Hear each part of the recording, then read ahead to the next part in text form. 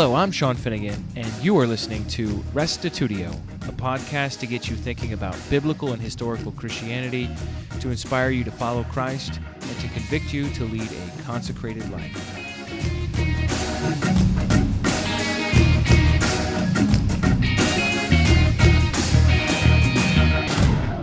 What do you think happens when you die? Is there an intermediate state? What does the Bible teach about the dead before resurrection? These questions are important for our study of the kingdom of God. If you go straight to heaven when you die, you're not going to care very much about what happens when Jesus comes back. You may find it marginally interesting, but it's not what's next for you. In this way, the doctrine of heaven at death eclipses Jesus' gospel of the kingdom. However, as it turns out, the Bible teaches that the dead are asleep until the resurrection of the last day. In this lecture, you'll learn the primary texts that support conditional immortality, and you'll see how this Hebrew notion compares to what other cultures and religions say about the afterlife. I think you may be surprised to see how it stacks up.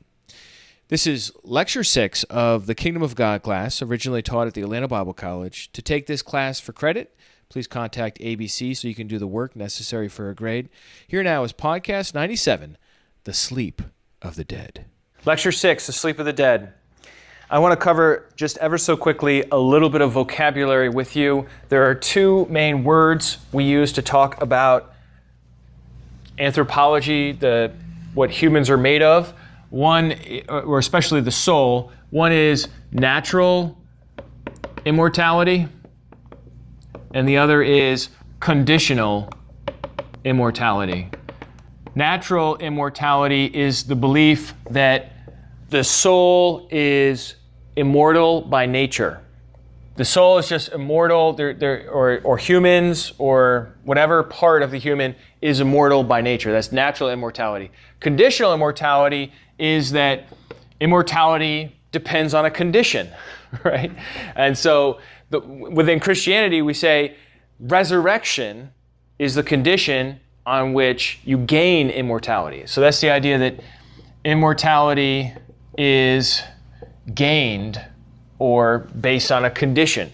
And whether or not you are part of the resurrection of the just depends, it's conditioned on whether or not you believe in the gospel and have repented of your sins and have accepted God's forgiveness and have followed Jesus, right? So natural immortality is the idea that no matter what, you're still immortal. The essential you lives on. Conditional immortality is you can gain immortality, but it's not just innately part of who you are as a human being. Does that make sense as far as that distinction? So that's an important distinction to make. And what the Bible teaches is definitely the second one, the idea of conditional immortality, or what I like to call the sleep of the dead, right? The dead people are asleep in their tombs, awaiting the resurrection. Have you heard of the acronym RIP? Right? Rest in peace, right? That's biblically accurate statement I've seen on any tombstone. Right, the most biblically accurate statement you see on a tombstone. Sleep is the dominant metaphor the Bible uses to talk about death. It's not exactly true. It's not literal. That's why I say it's a metaphor, because you're not actually sleeping when you're dead, right? Sleeping people breathe. Dead people don't. Big difference. Sleeping people have skin. Dead people, after a while, don't have skin anymore, right? I mean, you can see there's a difference, but it's the dominant metaphor that the Bible uses to talk about death is sleep. I'm going to just cruise through a few scriptures with you, and you just go ahead and write them down. And this is all under the category of the sleep of the dead, or biblical evidence for the sleep of the dead. And these initial ones specifically refer to the kings. So the first one is 1 Kings 2:10, 1 Kings chapter 2, verse 10, where it says, "Then David slept with his fathers and was buried in the city of David." And what you see is in the book of Kings, when the king dies, that's how it talks about it. It doesn't say, "And David went to a better place." And it doesn't say, "And David went to be home with the Lord." No, it says David slept with his fathers. Now, David's fathers, by the time David dies, David's fathers are dead as well. So this is not talking about a kid cozying up with his dad when he wakes up in the middle of the night, right? This is talking about someone who's being laid to rest in the same tomb as his family. So then David slept with his fathers and was buried in the city of David. And we see it throughout the book of Kings. So for example, in 1 Kings 11:43, Solomon slept with his fathers and was buried in the city of David, his father. And Rehoboam, his son, reigned in his place. Or in 1 Kings chapter 14, verse 20, 1 Kings 14:20, Jeroboam, it says, and in that time Jeroboam reigned was 22 years, and he slept with his fathers, and Nadab his son reigned in his place. So whether you're a good king or a bad king, the normal way that the author of Kings uses to talk about dying is to sleep with your father. And it's kind of a weird expression, sleep with your fathers. But what it's talking about is being laid to rest in the ancestral tomb where your fathers, who were also kings, are laid to rest. By the way, to find scriptures related to this, you have to go to the parts of the Bible that people are having a hard time, which is Job and Ecclesiastes and some of the Psalms, right? And sometimes people complain that conditionalists, which is people that believe in the sleep of the dead, that we are camping out in obscure places of the Old Testament to build a doctrine. Look, it's not that we're trying to camp out there. It's just that when the wheels have fallen off and all seems to be lost, that's when people contemplate death. So that's where you're going to find them talking about what they believe about death, which is why you get tons of stuff in Job. For example, in Job chapter 3, verse 11, Job 3:11, we read, "Why did I not die at birth, come out from the womb and expire? Why did the knees receive me, or why the breasts that I should nurse? For then I would have lain down and been quiet. I would have slept. Then I would have been at rest. With kings and counselors of the earth who rebuilt ruins for themselves, or with princes who had gold, who filled their houses with silver. Or why was I not a hidden, stillborn child, as infants who never see the light? There the wicked cease from troubling, and the weary are at rest. There the prisoners are at ease together. They hear not the voice of the taskmaster. The small and the great are there, and the slave is free from his master." So what Job is talking about here is that death is a time of rest, of sleep, and that it doesn't matter who you are, you go there. It doesn't matter if you're small or great. It doesn't matter if you had a lot of gold in your lifetime. It doesn't matter if you were a slave in your lifetime. Everybody goes to the same place. Later on, he talks about this subject a lot, actually. And I don't want to depress you too much, so we're going to move on to Ecclesiastes. Vanity, all is vanity.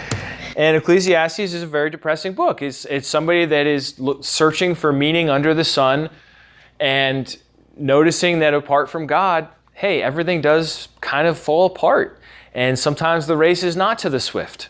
And sometimes you think, if you build something, it's going to be great. And then you say to yourself, yeah, but then I'm going to die and I'm going to be gone. And some knucklehead's going to take this thing over and ruin it, right? And that's Ecclesiastes. So Ecclesiastes 9:5 is the classic text. I would argue the textus classicus for the sleep of the dead, because it says the dead know nothing. And look, if you don't know anything, either you're stupid or unconscious, right? And I don't think you could say that he's just saying everyone immediately becomes really dumb when they die, right? So it says, Ecclesiastes 9:5, "For the living know that they will die, but the dead know nothing. And they have no more reward, for the memory of them is forgotten. Their love and their hate, their envy have already perished, and forever they have no more share in all that is done under the sun. Go eat your bread with joy and drink your wine with a merry heart, for God has already approved what you do." I love verse 9. It's one of my favorite marriage verses.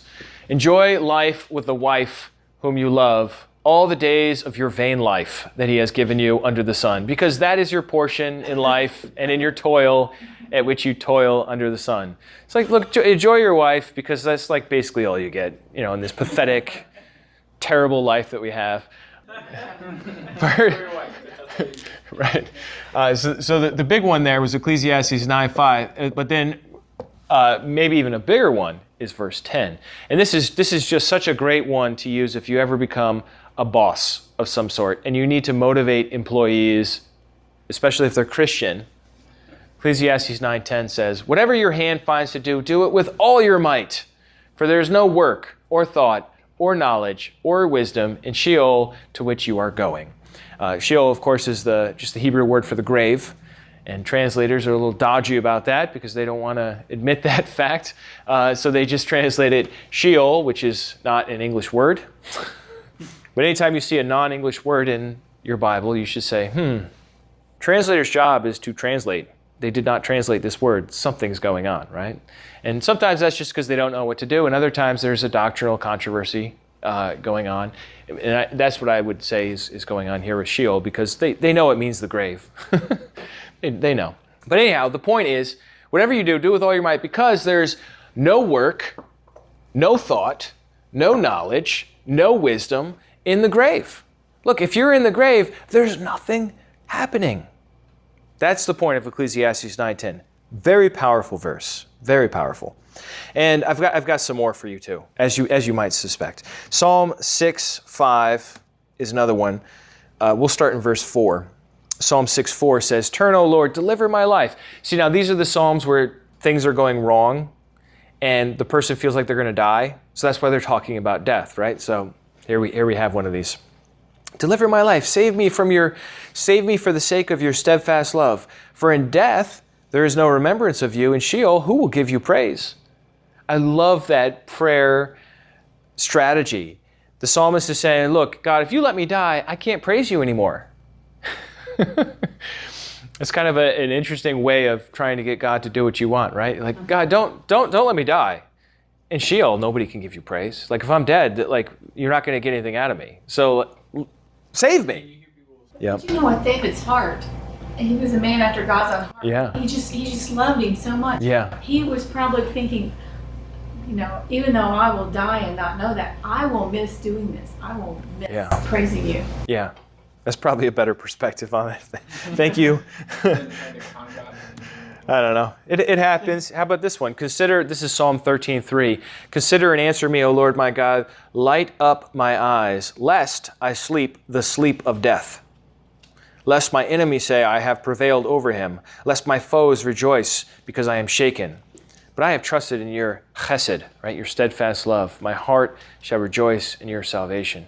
So this one says, look, God, save me, answer me, because otherwise I will sleep the sleep of death. That's the only place that actually uses that term that I'm aware of in the whole Bible. So that's a cool verse, right? Psalm 13:3 should be on the memory list. There are lots more in the Psalms, but I don't want to belabor this. Let's just look at the one, a couple in the New Testament ever so briefly. John 11:11 is the Lazarus incident with Jesus, right? "And after saying these things, he said to him, 'Our friend Lazarus has fallen asleep, but I go to awaken him.' The disciples said to him, 'Lord, if he has fallen asleep, he will recover.' Now Jesus had spoken of his death, but they thought he meant taking rest and sleep. Then Jesus told them plainly, 'Lazarus has died.'"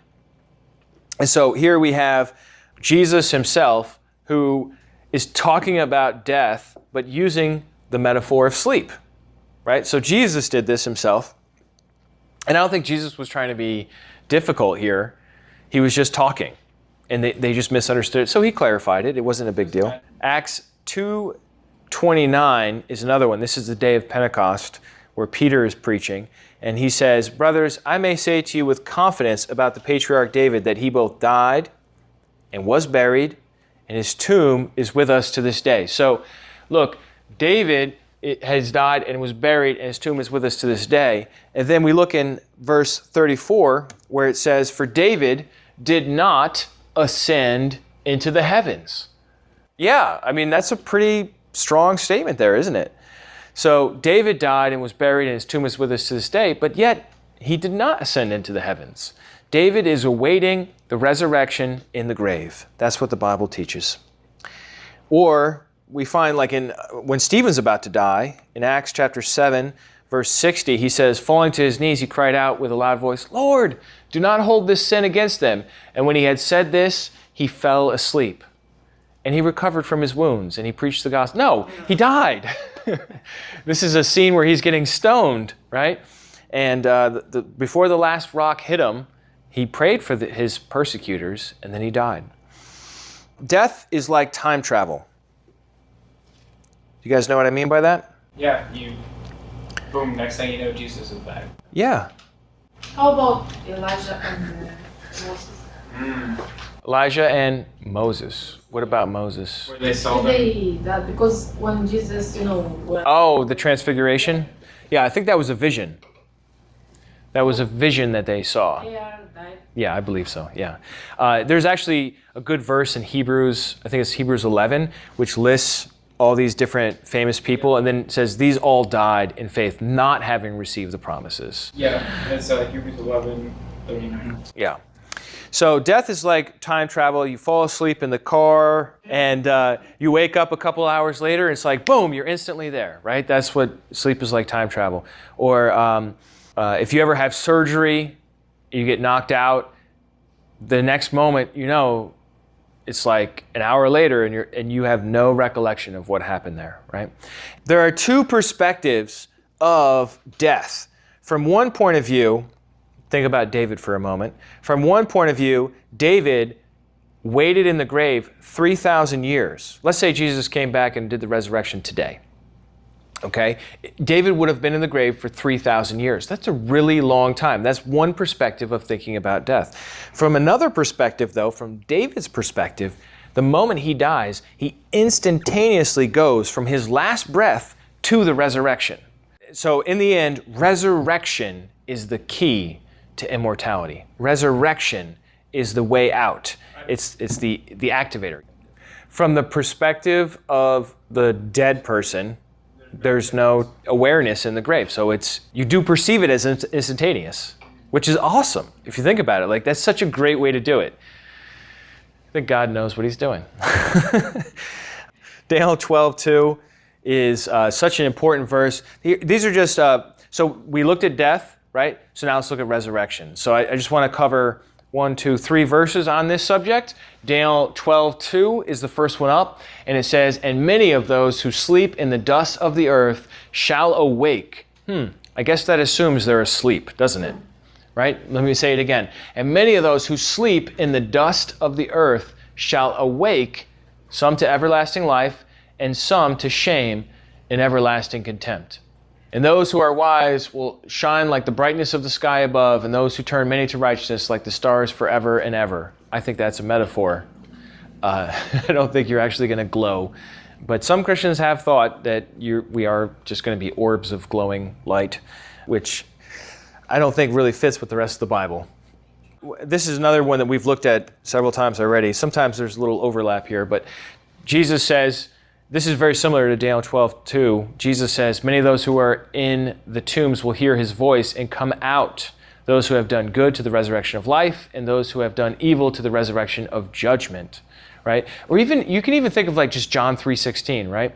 "So that they would not perish, but have eternal life." Right? So like those are the two options there, perish or eternal life. And the key here is resurrection. Yeah. Is that John 5? This is John 5:28. Yeah, 5:28, 29. It's Jesus echoing Daniel 12:2. So you have Daniel 12:2. "Many of those who sleep in the dust of the ground shall awake, some to everlasting life, some to everlasting contempt." Jesus, he's actually talking about himself here. If you get the context, right? He's talking about the Son of Man. So he's talking about himself in the third person, and he's like, those who are in the tombs are going to hear his voice. I mean, he could have said my voice. So Jesus claims to be the resurrection activator, right? The one who actually says, "Wake up." I don't know if he's going to use those words, but, and then the last one, which is just such a great verse on this subject, 1 Corinthians 15:20 to 23 says, "But in fact, Christ has been raised from the dead, the first fruits of those who have fallen asleep. For as by a man came death, by a man has come also the resurrection of the dead. For as in Adam all die, so also in Christ shall all be made alive, but each in his own order. Christ the first fruits, then at his coming, those who belong to Christ." And the big point there is this: at his parousia, at his coming. That's the moment of resurrection, right? Resurrection doesn't happen when you die. It happens when Jesus returns. And that's when you have this big moment of resurrection. Now, in order to appreciate how unusual the biblical view of death and resurrection is, I want to look at what other ancient ideas are out there about the afterlife. Resurrection is the key to immortality. Okay, we already looked at that. Here's the Egyptian view of the afterlife. At death, the soul goes to the kingdom of the dead, where it must recite secret formulae from the book of the dead. Judgment involves the demon Amit, devouring an unworthy soul, whereas the good would live on in the fields of Yalu and accompany the sun on its daily ride. Only those who could secure embalming in a sarcophagus had a way into the afterlife. So basically rich people. Here's another one. Greek afterlife. You don't have to write all these down. I just want to show them to you. On death, Hermes takes the dead soul to the shores of the river Styx in the realm of the god Hades. Charon, the ferryman, brings the deceased across the river. Based on how someone lived, he or she would go to Elysium, a paradise for the good and heroic. The asphodel fields for people who did as much bad as good, or the punishing fields for the mediocre bad, or Tartarus, a place of torment by hot lava, or the rack. So this is the Greek these are all from Wikipedia, just afterlife article. You know, it's just a general little summary. Norse afterlife. The soul stays in the body until released through decay or cremation. It goes to one of four places: Valhalla, where warriors who die in battle join Odin in Asgard; Folkvanger, I don't know how to pronounce these things, I'm just making it up, a great meadow where Freyja reigns; Hell, a place where those who are neither good nor bad go to reunite with loved ones; or Niflhel, or Niflhel, punishment for those who break oaths or commit wickedness. In Valhalla, it goes one day at a time, and so everyone is resurrected at the beginning of the day, and they have a giant battle, and the last person alive gets to sit at the right hand of Odin and eat with him. They have the giant feast, and then they all sleep, and they wake up the next morning and they do it again. Zoroastrian afterlife. Zoroastrians are dualists who believe that matter itself is a corruption. At death, Ahriman, the evil god, enters the body and contaminates it, whereas the immaterial spirit escapes to remain in the vicinity for 3 days and nights and suffers anxiety from the recent separation. Where's my body? The angels Vahuman and Mithra prepare an account of good and evil the person committed. Once Dana leads the soul into the spiritual world, it must cross a bridge of judgment. Good souls enter a paradise and evil ones a realm of punishment. So that all sounds a little similar, doesn't it? I mean, the details change a little bit. How about the Buddhist afterlife? At death, the person reincarnates based on the qualities of that one's actions, which is called karma, to higher or lower forms of life. For Buddhists, the soul is not eternal, and believing so is a prime consequence of ignorance. Silly, ignorant person. Souls are not eternal. But you do survive death, repeatedly. When one succeeds in eliminating desire, delusion, and ignorance, he or she can escape the cycle and cease existence. Hindu afterlife. After death, an immortal soul, so you see the difference there, the Buddhist is not immortal, but it survives for probably a long time. Hindu is an immortal soul, reincarnates based on one's deeds, which is karma again. Eventually, one can escape the cycle by improving his or her karma over many lifetimes and enter a state of perpetual disembodied bliss. What do we call that? Nirvana. It's called nirvana. Taoist afterlife. A goal for Taoists is to achieve immortality through breathing techniques. Meditation, sexual practices, interesting, physical exercises, yoga, purified metals ingestion, like eating gold, I guess, and moral living with the goal of eliminating impurities and demons from their bodies to increase their soul's energy. What do all of these have in common? that we just looked at. From Egyptian to Greek to Norse to Zoroastrian to Buddhist to Hindu to Taoist. Every single one of them says that dead people are awake, not asleep. Whether reincarnated in a new body or in some other realm, whether a good realm or a bad realm, they all teach that the real person, call it a soul, call it something else, whatever you want to call it, survives death. That's how radical the Bible is. That's how radical the Bible is. The Bible says you're not awake, you're asleep. You're out of it. You have no share in what happens under the sun. There's not some other realm where you're battling to win a seat at Odin's table, right? Like Josiah said. Yet, although all these things think that the dead are conscious, and the Bible teaches against it, what do people in America believe? America is full of Christians, right? And it's not 100% Christian, but there are more Christians in America than any other religion by far. And in America, this is a Barna Group survey from 2003, 81% of Americans believe in an afterlife, 9% are uncertain, and 10% say that death is the end. Of those who believe in an afterlife, 79%, that's almost 8 out of 10 people, believe everyone has a soul that will live forever. 8 out of 10 people in this country go against what the Bible teaches and agree with the Egyptians, the Greeks, the Norse, the Taoists, and all these other ones. Isn't that something? 64% believe they will go to heaven. So I guess the rest of that percent either don't know or think they're going to hell. Here's another survey. This is from the Pew, this is more recent, from 2014, Pew Research Survey. They say that 89% of American adults believe in God. 72% believe that they will be eternally rewarded in heaven. 58% believe hell is a place where people who led bad lives are punished. This sounds a lot more like the mythology than it does the Bible. 72% think that they're going to be eternally rewarded in heaven. And this leads to the complaint of Isaac Asimov, a famous atheist science fiction writer with amazing sideburns. Isaac Asimov says, imagination has never managed to build up a serviceable heaven, however. The Islamic heaven has its huris, ever available, ever virginal, so that it becomes an eternal sex house. The Norse heaven has its heroes, feasting at Valhalla and fighting each other between feasts, so that it becomes an eternal restaurant and battlefield. And our own heaven is usually pictured as a place where everyone has wings and plunks a harp in order to sing unending hymns of praise to God.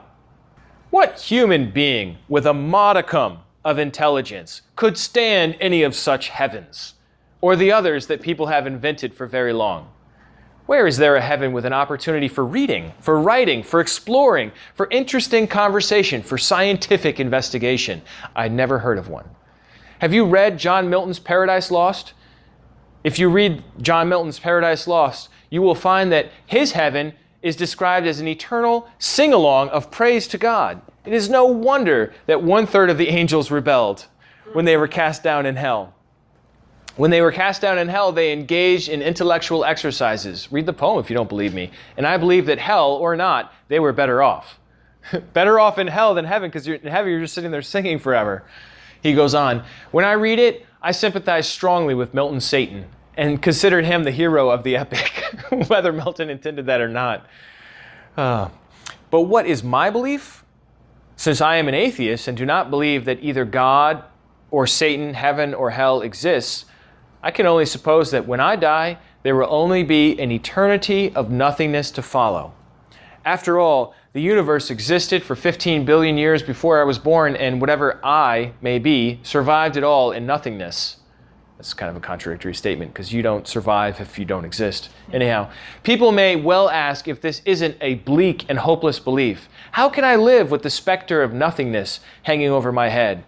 I don't find it a specter. There's nothing frightening about an eternal dreamless sleep. Surely it's better than an eternal torment in hell or eternal boredom in heaven. Perspective of an atheist, having read through some of these very same things, and yet if only someone could have told Asimov about the biblical hope of the kingdom. He's dead now. It's too late. But if only somebody had told him about the biblical hope of the kingdom, it seems to be what his heart, as atheist and callous as it was really searching for. Did you hear what he said? He said, I reject the sex house of the Muslims. I reject it. I don't want that. I reject the constant eating and fighting of the Norse. I reject that, right? And the harp. I don't want the harp. I don't want the sing-along. What does he want? He's a writer. He's a science fiction writer. So what does he want? He wants reading and writing, scientific investigation, interesting conversation, and exploring. Those are all part of the kingdom age, wouldn't you say? I mean, that's not all the kingdom is, but that's available in the kingdom, right? And so I feel like this message really has traction. You know what I mean? Can really connect with people.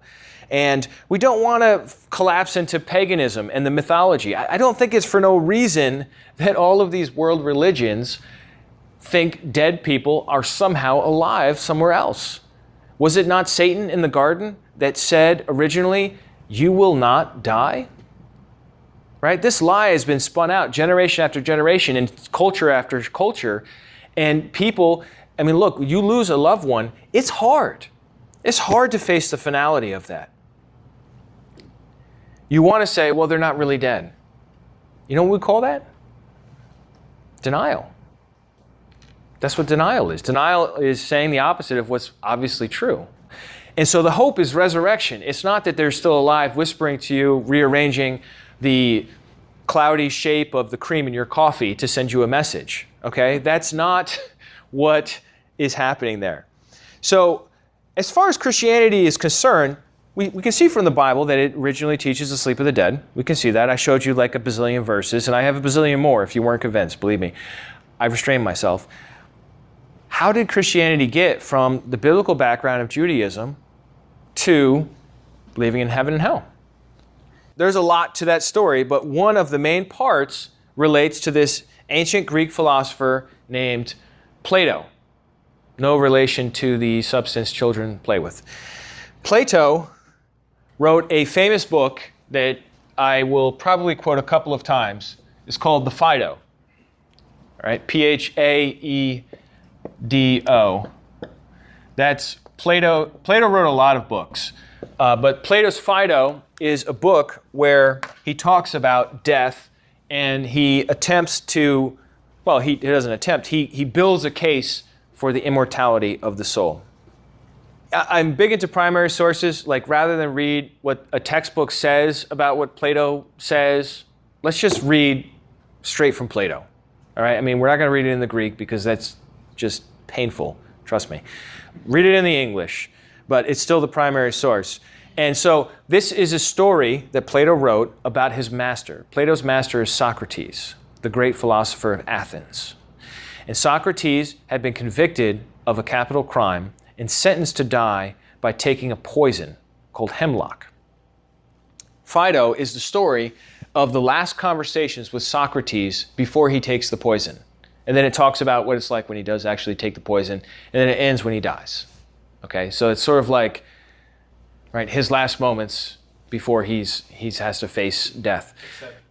Phaedo says, "It never occurred to me to feel sorry for him, as you might have expected me to feel at the deathbed of a very close friend." So Phaedo is a person who's there at this last meeting with Socrates before he dies. And Phaedo's like, it didn't even occur to me to be sad for Socrates.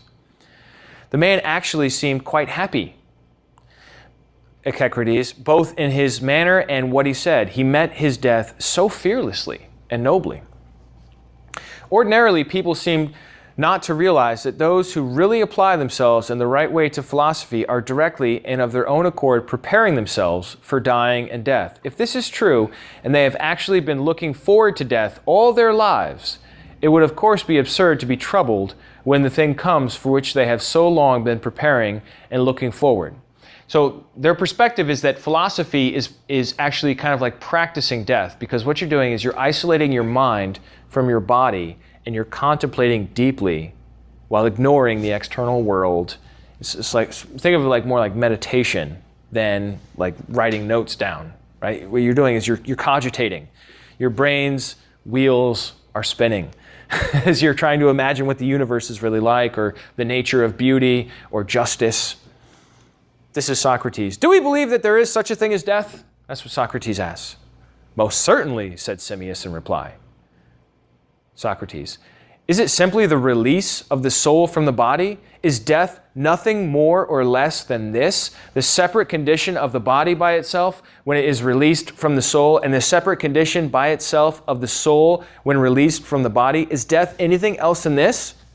That's what Socrates says. Certainly not, Socrates, said Simmias. Certainly not. It's nothing else than that. It's just what you say. Death is no more than the separation of the body from the soul. Ladies and gentlemen, that is Plato, not Jesus. That is not the Bible, that's Greek philosophy. It's not Genesis, that's Phaedo.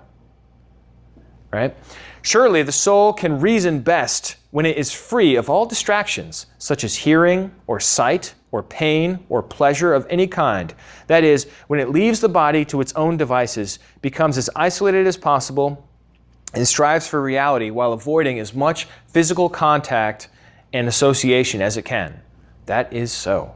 Then, here again, the philosopher's soul is most disdainful of the body, shunning it and seeking to isolate itself. This is an ancient Greek view of the body. Body not good. Body bad. Soul good. Soul live on. Body die. Right? So long as we keep to the body and our soul is contaminated with this imperfection, there is no chance of our ever attaining satisfactorily to our object, which we assert to be truth. In the first place, the body provides us with innumerable distractions in pursuit of its necessary sustenance, and any diseases which attack us hinder our quest for reality. Besides, the body fills us with loves and desires and fears and all sorts of fancies and a great deal of nonsense, with the result that we literally never get an opportunity to think at all about anything. Worst of all, if we do obtain any leisure from the body's claims and turn to some line of inquiry, the body intrudes once more into our investigations, interrupting, disturbing, distracting, and preventing us from getting a glimpse of the truth. We are in fact convinced that if we are ever to have pure knowledge of anything, we must get rid of the body and contemplate things in isolation with the soul in isolation. It's likely to judge from our argument that the wisdom which we desire and upon which we profess to have set our hearts will be attainable only when we are dead and not in our lifetime. Incredibly well argued, but totally wrong, right?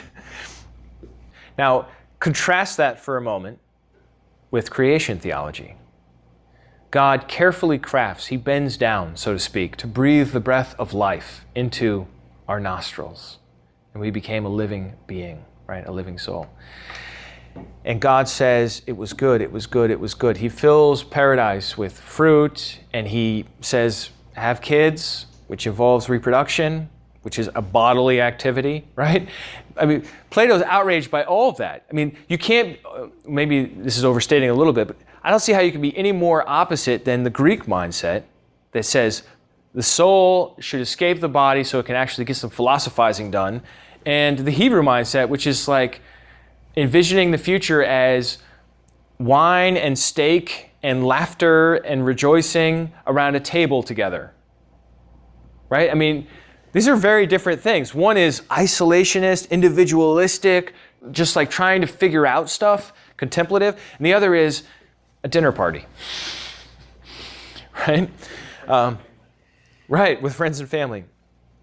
So anyhow, after this part of the conversation in this book, which you can get, there's probably a free translation online out of copyright, or you could buy it Plato's still being sold in all the bookstores around the world to this day. After a long while of talking, Socrates drank the poison, and he asked the executioner, "Well, my good fellow, you understand these things. What ought I to do?" The executioner said, "Just drink it, and then walk around until you feel a weight in your legs, and then lie down. Then it will act of its own accord." Socrates received the cup cheerfully, without a tremor, without a change of expression. He calmly and with no sign of distaste drained the cup in one gulp, and when he did, everyone in the room started crying.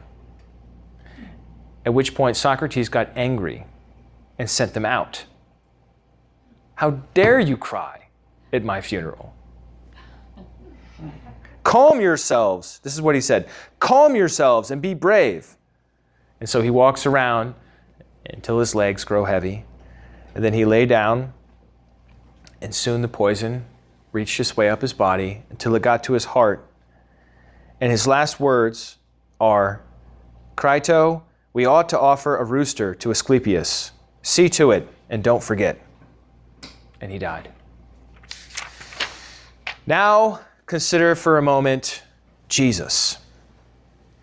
Once again, we have a rooster and a cup, right? In Mark chapter 14, we read about the last moments of Jesus. Jesus says to Peter, "Before the rooster crows twice, you will have denied me 3 times. Later on, he, in prayer, says, "If it's at all possible, let this cup pass from me." Socrates receives the cup and drinks it right away. Not a care in the world. Looking forward, literally, looking forward to dying. Jesus couldn't be more opposite. It says in Mark that when he took Peter and James and John and his disciples, he went to the Garden of Gethsemane. And it says that he left the disciples in one place, and then he took his inner circle of Peter, James, and John and went a little further. And he said to them, "My soul is very sorrowful." Jesus says, "My soul was very sorrowful, even to death." He says that he's greatly distressed and troubled. That's how Jesus is facing death. "Remain here and watch." Then he goes a little further, and what does he do? He falls on the ground, and he prays, and he says to God, "Abba, Father, all things are possible for you. Remove this cup from me. I don't want the cup. Take the cup." That's what Jesus says. "Yet not what I will, but what you will." And he came, of course, and he found them sleeping. He says, "Can't you watch for 1 hour? Come on." And then he goes and he does it again. And he prays the same words again. And he says, "Let this cup pass from me again." And he comes back in there asleep again. And then he does it a third time. Right? And he prays the same words again. And then last of all, he goes through with it. This is Jesus' moment of truth. Either he's going, and here it is, he has to stay in the garden. If he leaves the Garden of Gethsemane, he'll get away scot-free. He knows Judas is coming. He knows that Judas has the soldiers with him. He has the arresting party with him and the leaders, and that they're going to come and arrest him. And Jesus knows it, and he's struggling. He knows death is at the door. He knows that death is an enemy. Just like the Apostle Paul said before, death is the last enemy to be destroyed. In 1 Corinthians 15, you remember that? And so Jesus is now facing that enemy. And what is he like? He's trembling. He's sweating. He's crying out to God. He's on the ground. He's in agony because death is an enemy. It's not a friend to be embraced. It's evil to be resisted. And after Jesus goes through this moment of crisis, he faces death courageously. Right? Because he doesn't just immediately get killed in the Garden of Gethsemane, right? He gets arrested, he gets put on trial, he gets tortured, right? And through all of that, Jesus faces it courageously. This is his moment of doubt. This is his moment of, is there any other way here? But after that, his mind is made up. He remained silent and made no answer when the high priest asked him, "Are you the Christ?" You remember that? After he got arrested? "Are you the Christ? Tell us, are you the Christ? The Son of the Blessed?" Finally, Jesus replied to him. Jesus said, "I am. And you will see the Son of Man seated at the right hand of power and coming in the clouds of heaven." Jesus faced it You know what I mean? Like this was his moment where he wrestled with it. But when it came down to it, and he had that high priest eye to eye looking at him, and he said, tell me, are you the Messiah? Tell me, are you the Messiah? I adjure you by the living God. Are you the Messiah? Jesus says, you got it. And not only am I the Messiah, but you're going to see the Son of Man coming in clouds in power, sitting at the right hand of God. At which point, of course, the high priest erupts and tears his garments and says, what further need do we have of witnesses? Jesus faces it courageously, but he does struggle first. And so the only question for us is, who are you with? Jesus or Socrates? Are you with Plato or Paul? Is death no more than the separation of the soul from the body, or is an enemy to conquer in resurrection? Because if you look at it, there are really four options, at least that I'm aware of, right? You have evacuation. That's the idea that you leave, you get out of here, right? 72% of Americans believe in evacuation. Then you have reincarnation, which is billions of people, or at least 8 billion people, right? Hindus, Buddhists, Jains, Sikhs, or they like to be called Sikhs. Annihilation. Atheists believe in that. Agnostics, non-religious people, right? They just believe that when you die, that's it. But what does the Bible teach? What do some Christians, some Muslims, some Jews, the ones who are reading the Bible, what do they believe? Or reading the Quran as well. They believe in restoration. They believe that, yeah, you die, but then you're restored. You're brought back to life in a physical body. So that's the sleep of the dead. It's an important subject, and I say we go with Jesus. What do you think? You want to go with Jesus? Look, I'm with Jesus. Whatever everybody else says, Plato's really smart, no question. But I'm still going to go with Jesus. All right, so next time we'll look at the gospel message, the kingdom gospel message. But that's enough for now. Well, I hope you enjoyed that. Before wrapping up, I just wanted to read out a comment by Nick Hlifka on podcast 86, The Kingdom in Isaiah. That's part 3 of this Kingdom of God class. He writes, "Hello, Sean. It was a joy to meet you at the theological conference. I have greatly been enjoying these podcasts on the kingdom, as I'm new to the whole thing, coming from the more typical evangelical view of the ages to come. I was curious regarding Isaiah 65:20 if this means there will still be death in the kingdom, and if so, for whom would that be? It seems strange that we have heard that death will be swallowed up, yet death is mentioned here. God asserting people will not die too young implies they will still die, but just at a ripe old age. If you or anyone else are able to address this point, it would be quite interesting to discover. Thank you for your wonderful work. Keep it up." Well, Nick, it was also a joy to meet you at the theological conference, and your faith journey so far has been the most downloaded out of the 7 I put up last week. So congratulations on that distinction. And if you haven't yet listened to Nick Hlifka's faith journey, check out podcast 96, where you can listen to that. It's only about 10 minutes long, and it is pretty interesting. So, but back to your question about Isaiah 65, that's where it talks about how people are going to die. Isaiah 65 is itself clearly eschatological. So the question is, how is it possible that in the kingdom age that people are still dying? First of all, I'm not claiming to have every prophecy figured out, right? My intention with this class is to paint with broad strokes. I'm not going to do a timeline and narrowly define exactly when every major event is going to happen. My focus here is to major on the clear things and then leave what is speculation or debate up to others to figure out. So, but if you're asking what is my particular view on Isaiah 65, I'll say it like this. Oftentimes, especially in the Old Testament, prophecies about the kingdom are not specific. In other words, they're looking at the whole kingdom age, basically from the time Jesus comes back through eternity as one period of time. We learn later on in the New Testament that this time actually has phases to it. And so the first what we might call transition phase, you do have current living human beings on planet Earth. Let's say Jesus came back today. If he did, even if there were a ton of apocalyptic events and a lot of people died, there would still be some folks who would survive into the kingdom age. Now, if Jesus is in charge of the world and he has his resurrected saints with him, you can easily imagine a scenario where people would start living much longer, but yet still die. And that would presumably occur until the final judgment.